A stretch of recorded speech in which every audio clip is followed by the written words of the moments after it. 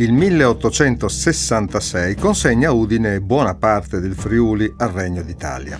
Ma prima di calarci in quel fatidico anno, occorre almeno accennare ai gloriosi e sfortunati moti friulani dell'autunno 1864. Antonio Andreuzzi di Navarons, suo figlio Silvio, e poi Titta Cella, Marziano Ciotti, Francesco Tolazzi, questi sono solo alcuni dei valorosi patrioti mazziniani e garibaldini che, mossi da un disegno di largo e moderno respiro, voglio dire una federazione europea, democratico-repubblicana di popoli liberi, tentano di far sollevare Trentino, Cadore e Friuli. L'impresa fallisce, suscitando valutazioni discordi. Comunque sia, conserva tratti quasi leggendari e guadagna un'ampia risonanza.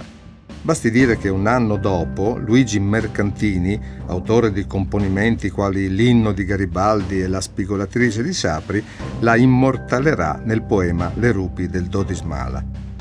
Il 1865 scorre tra sconforti e speranze in un'attesa febbrile, non senza prospettive di nuove agitazioni e sollevazioni.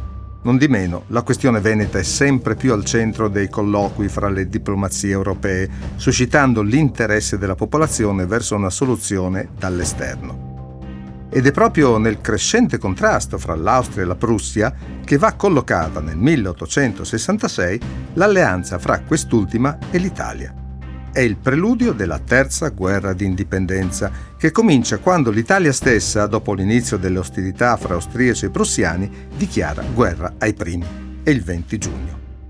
A parte l'avanzata in Trentino di Garibaldi e dei suoi volontari, interrotta dall'ordine del generale La Marmora il 9 agosto in vista dell'imminente armistizio di Cormons, e a parte qualche altro frangente propizio, dal punto di vista militare ne usciamo umiliati.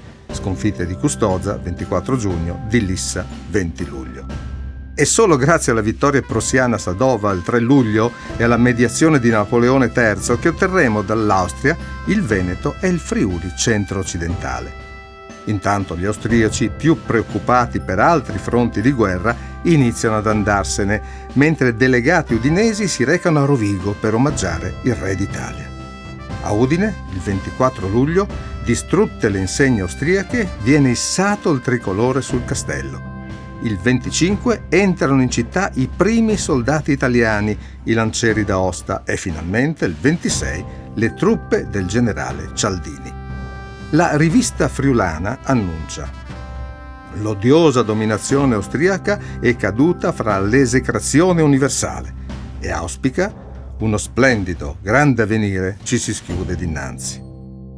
All'inizio di agosto Quintino Sella si insedia come commissario regio nella provincia di Udine per affratellarla alle altre del regno e per, dice così, promuovere tutto ciò che giovi allo sviluppo morale, intellettuale e materiale.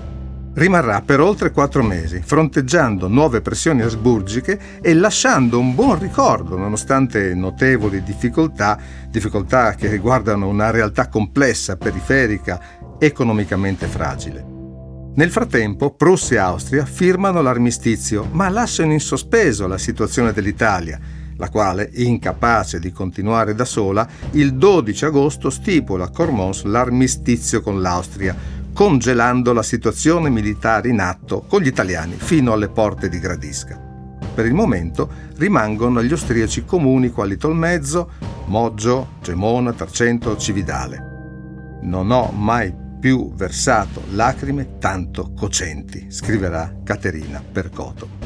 Infine, dopo la pace di Vienna del 3 ottobre, che sposta il confine italiano sulla linea dell'Isonzo, con la clausola sotto riserva del consenso delle popolazioni debitamente consultate, ma del plebiscito dell'ottobre del 66 riferiremo in un'altra puntata, rimarranno sotto l'Austria il Friuli orientale, il resto della Venezia Giulia e il Trentino. E le cosiddette terre irredente, come è noto, saranno al centro di acute tensioni sia all'interno del paese sia nei confronti dell'Austria.